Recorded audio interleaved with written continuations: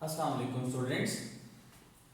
आज जो हम आर्टिकल पढ़ने जा रहे हैं वो सेकेंड ईयर के पहले चैप्टर का आर्टिकल है। स्टार्ट करते हैं आर्टिकल को, जो आपका है electric potential at a point.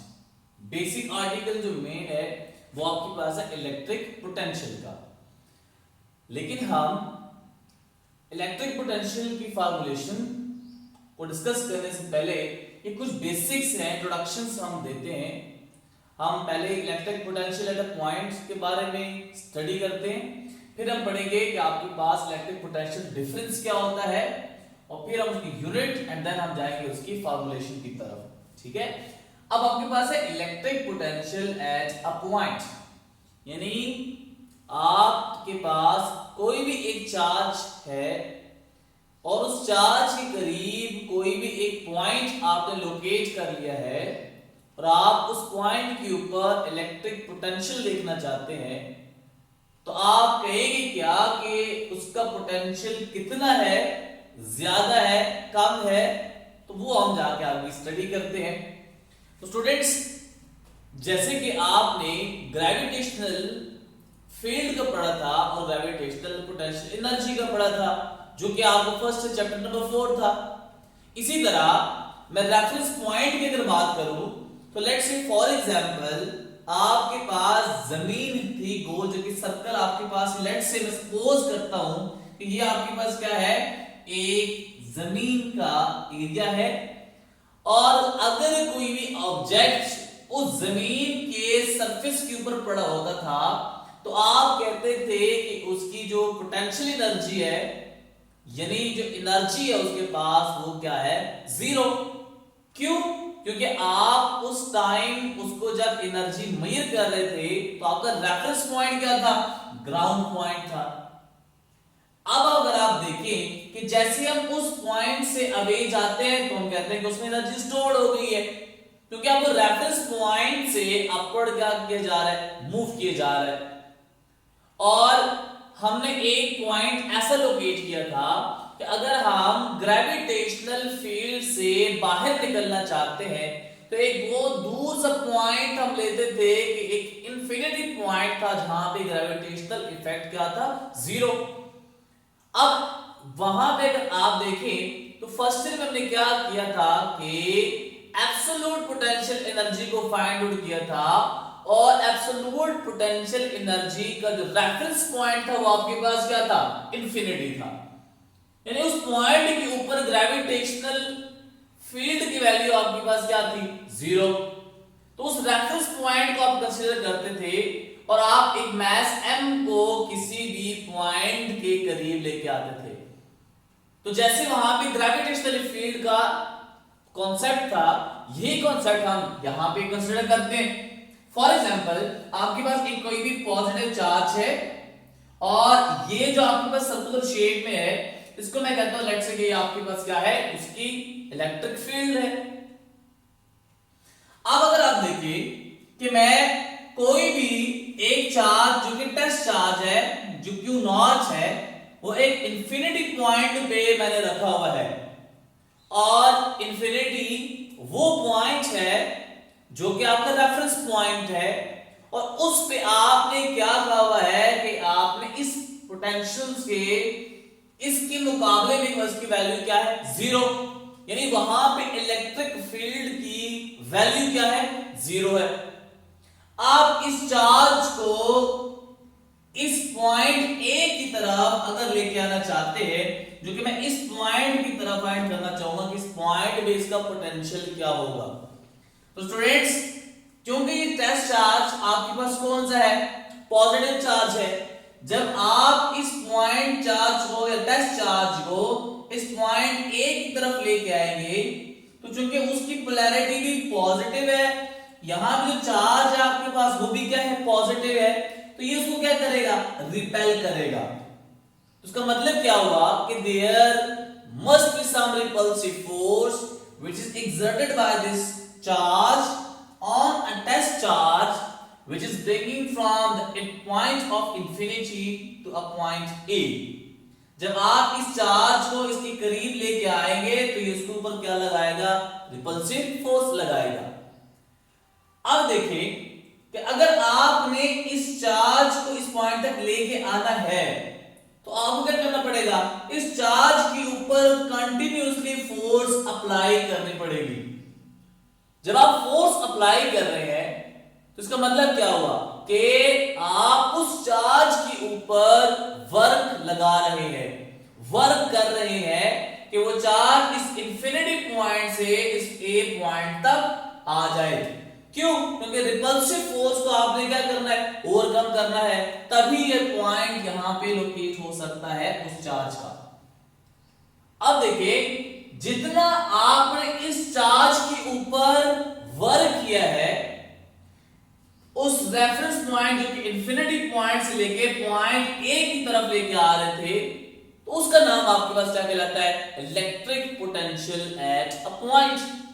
तो डिफाइन कैसे करते हैं आप, electric potential at a point is amount of work done in bringing a unit positive charge from infinity point से लेके आप चार्ज को जब मूव करा रहे होते हैं ए पॉइंट की तरफ, तो आपको उस चार्ज के ऊपर कितना वर्क करना पड़ता है वो आपके पास है इलेक्ट्रिक पोटेंशियल।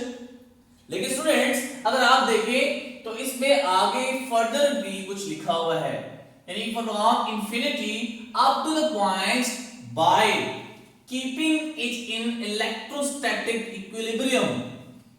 इसका मतलब क्या हुआ कि आपने उस चार्ज जो कि Q नॉट है पॉइंट ए की तरफ जब लेके आ रहे हैं, आपने उसकी स्पीड को भी कांस्टेंट रखना है।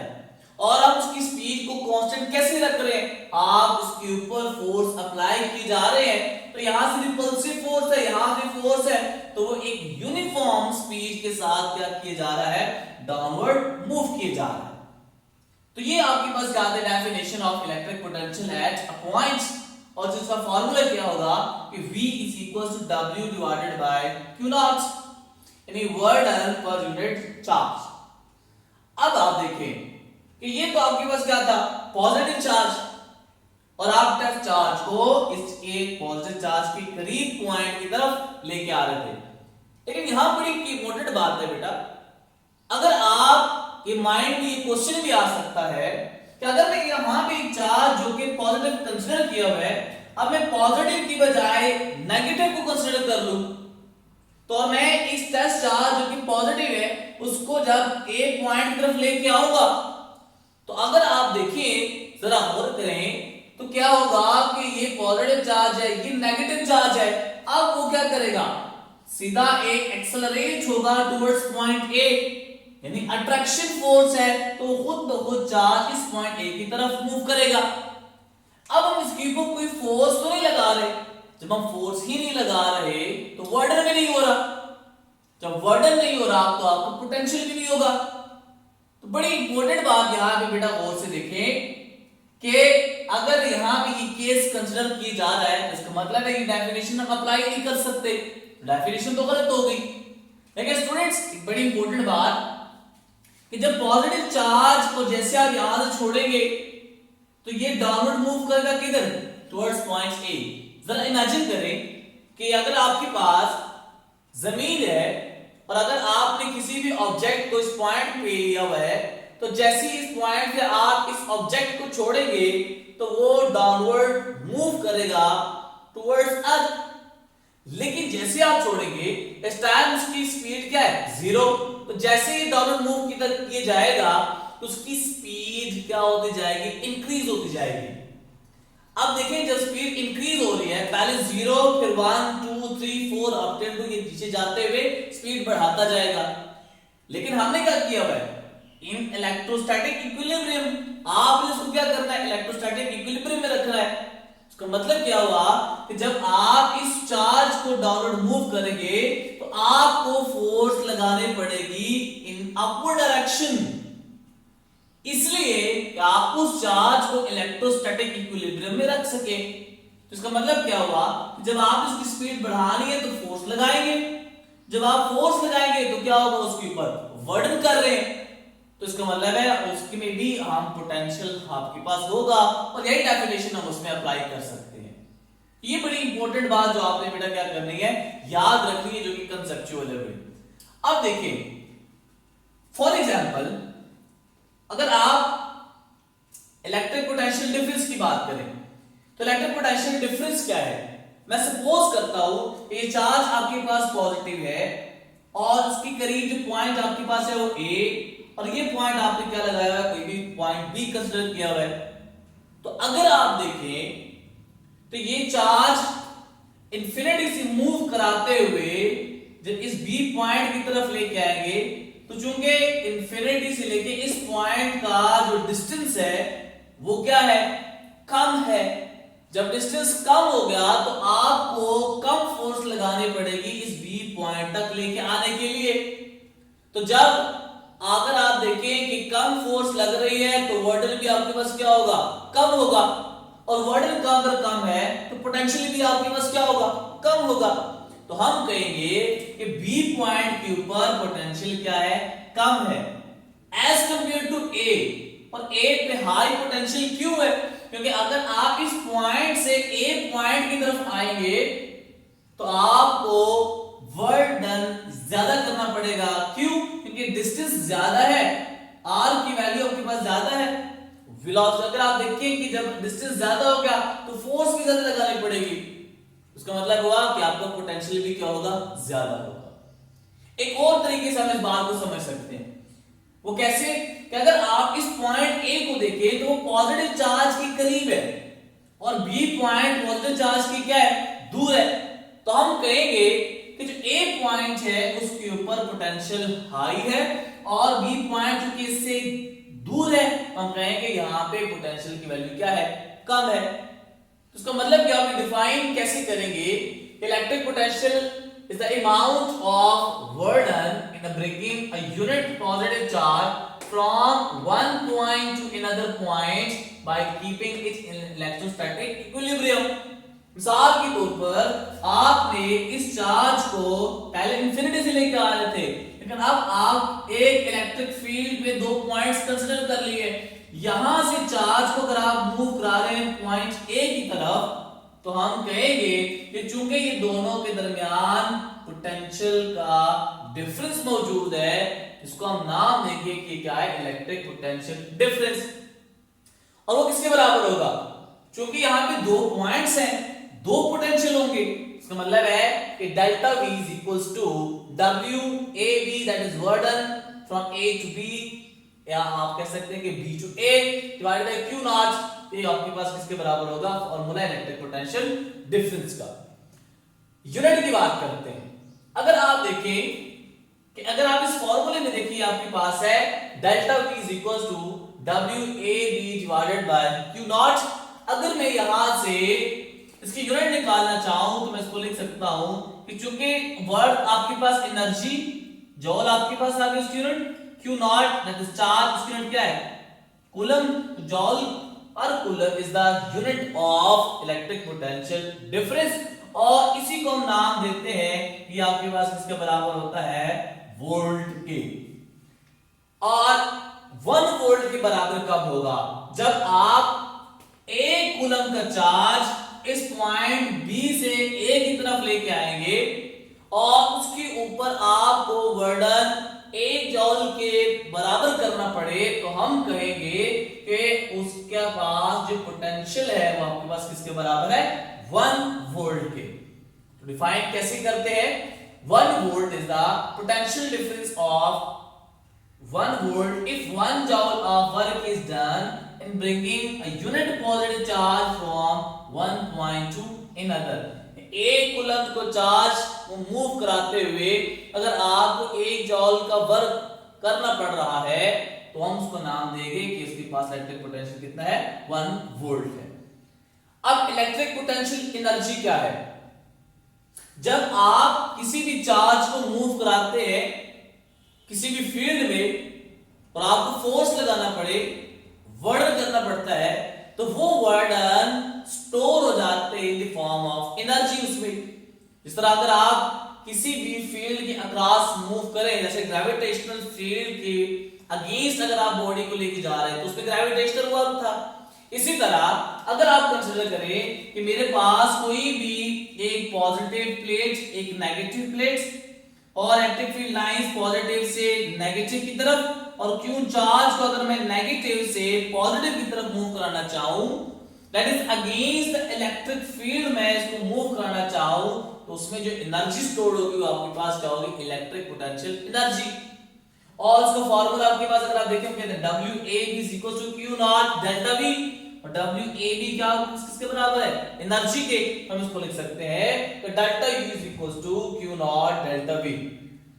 और बड़ी इंपॉर्टेंट बात कि अगर आप देखिए इस पे delta V = WAB / Q naught, अब जो वर्क है ये कौन सी क्वांटिटी है, स्केलर। चार्ज कौन सी क्वांटिटी, स्केलर आपके पास है। इसका मतलब है कि जो आपका इलेक्ट्रिक पोटेंशियल एनर्जी है वो भी कौन सी क्वांटिटी हो गई, स्केलर। और चूंकि वो एनर्जी है इसका मतलब है इसकी यूनिट आपके पास क्या होगी, जॉल।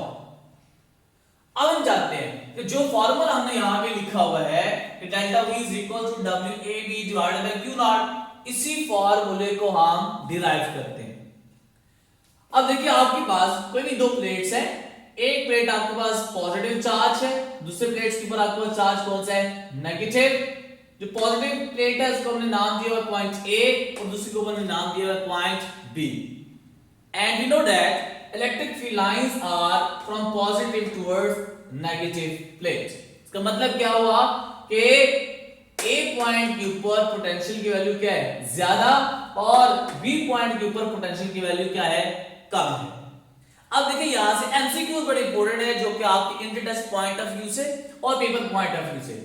वो कैसे है कि अगर मैं एक चार्ज जो कि आपने E रखा हुआ है इलेक्ट्रिक फील्ड में जो कि नेगेटिव है, आप अगर चार्ज को A से B मूव कराएं तो आपके पास काइनेटिक एनर्जी कैसी होगी, पोटेंशियल एनर्जी कैसी होगी, वर्क डन कैसा होगा। और अगर आप B से A की तरफ मूव कराना चाहेंगे उस टाइम पे उनकी वैल्यूज क्या होगी। तो देखते हैं अगर आप इस नेगेटिव चार्ज को A से B की तरफ लेके आ रहे हैं तो अगर आप देखें नेगेटिव प्लेट है, नेगेटिव चार्ज है, तो जाहिर बात है उसको अपनी तरफ क्या करेगा, अट्रैक्ट करेगा। जब ही अट्रैक्ट करेगा तो वो खुद ही एक्सेलरेट होगा। उस टाइम उसकी काइनेटिक एनर्जी आपके पास क्या होती जाएगी, वो डिक्रीज करते जाएगी, और पोटेंशियल एनर्जी उसके मुकाबले में आपके पास क्या करती जाएगी, वो इंक्रीज होती जाएगी। क्योंकि अगर आपको क्या करना, उसमें बर्डन करना पड़ रहा है। B से A की तरफ अगर आप देखें कि अगर आपने फॉर एग्जांपल कोई भी आपने क्या रखा हुआ है, नेगेटिव चार्ज रखा हुआ है, तो नेगेटिव चार्ज अगर आपने रखा हुआ है तो उस केस में अगर आप देखें तो A से B कोई भी बर्डन करना नहीं पड़ रहा।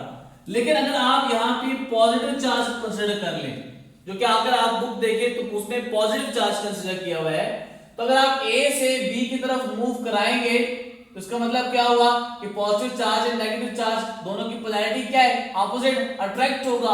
काइनेटिक एनर्जी क्या हो जाएगी, डिक्रीज हो जाएगी, और पोटेंशियल एनर्जी क्या होगी, उसकी इंक्रीज। और वर्डन आपको करना पड़ रहा है वो किस फॉर्म में स्टोर होगा, as a point potential energy के। अब B से A की तरफ अगर आप देखें कि B से अगर आपने क्या करना है, A की तरफ लेके जाना है, तो उसमें देखें आप पॉजिटिव अगर नेगेटिव है तो उस केस में अगर आप देखें तो आपको यहां से लेके वहां तक मूव कराने के लिए वर्डन करना पड़ेगा। जब वर्डन करना पड़ेगा तो उस टाइम काइनेटिक एनर्जी क्या हो जाएगी, वो डिक्रीज हो जाएगी, पोटेंशियल एनर्जी आपके पास क्या हो जाएगी, इंक्रीज हो जाएगी। लेकिन अगर मैं यहां पे क्या करूं, एक नेगेटिव चार्ज को कंसीडर कर लूं, जब नेगेटिव चार्ज को कंसीडर कर लूंगा तो अगर आप देखें ये पॉजिटिव ये नेगेटिव अट्रैक्ट होगा अपर डायरेक्शन में, तो काइनेटिक एनर्जी इंक्रीज होगी क्योंकि खुद ही एक्सेलरेट होगा।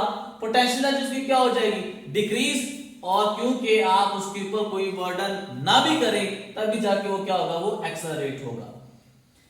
अब जो बर्डन आप कर रहे हैं वो किस फॉर्म में स्टोर हो रहा है, पोटेंशियल एनर्जी की फॉर्म में आपके पास स्टोर हो रहा है। एक पॉजिटिव चार्ज के लिए अगर आप देखें कि इस पॉइंट A के ऊपर चार्ज होगा potential energy at point B, और UA को मैं इंडिकेट करता हूं किसे, potential energy at point A।